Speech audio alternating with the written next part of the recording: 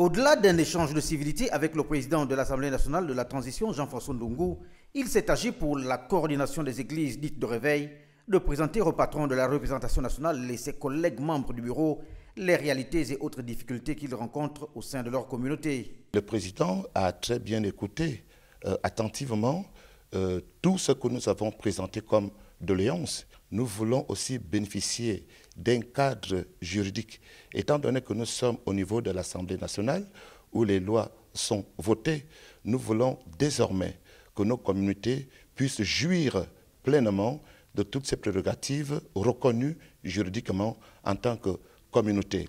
À travers cette démarche, les leaders religieux du milieu pentecôtiste et charismatique de réveil entendent apporter leur contribution à la construction de l'édifice Gabon en cette période de restauration de ces institutions notamment. Nous avons apporté des idées, des projets significatifs qui vont dynamiser le milieu pentecôtiste et charismatique de réveil. Et deuxièmement, apporter des idées innovantes, des projets innovants pour des propositions qui vont enrichir la transition dans notre pays.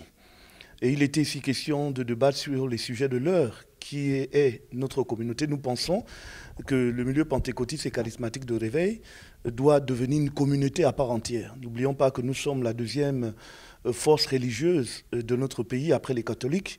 Non sans relever le principe de séparation des pouvoirs entre l'État et l'Église, le président de l'Assemblée nationale de transition a exhorté la coordination des églises dites de réveil à s'autodiscipliner et à s'organiser. Il a rassuré ses hôtes de ce que l'Assemblée nationale entend jouer pleinement son rôle dans le cadre de ses missions, tout en restant à leur disposition.